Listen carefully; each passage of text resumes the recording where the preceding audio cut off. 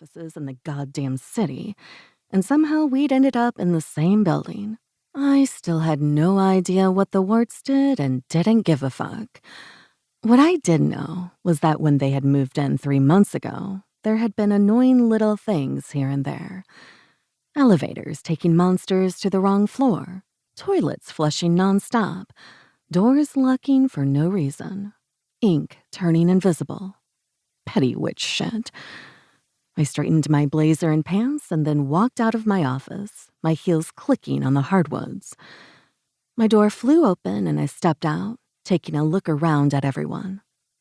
"Good morning, Claws," I said, offering them all a wicked smile.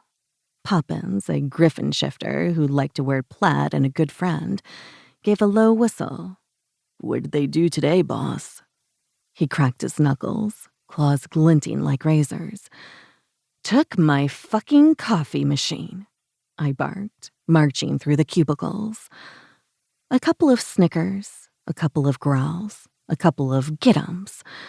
I kept my shoulders back and my head high as I passed the front desk and left our office. "Do you want backup?" one of the wolf boys called. "No, I think I can handle a couple of witches," I answered, heading straight for the elevator. I punched the button, waiting for the doors to slide open. I stepped inside, glaring at my reflection in the silver. I was about to hang a witch by his balls. Daddy would be proud. Well, one of them would. I smirked a little, thinking about my dads. One of them was an incubus through and through, while the other was a human.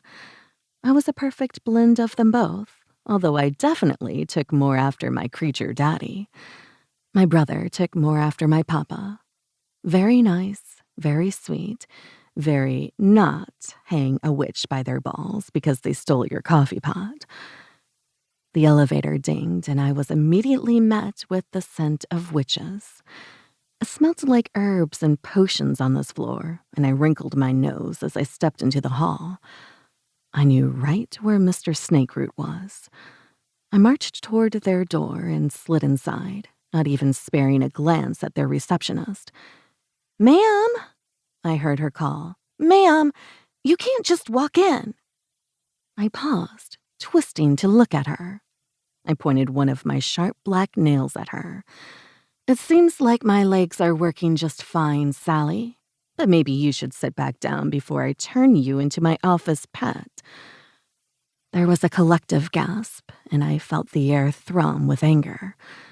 Sally's mouth parted, and I saw the flicker there. The lust. "Oh, yeah," I smirked, my tail flicking. I often forgot how much power I had over humans, even witches.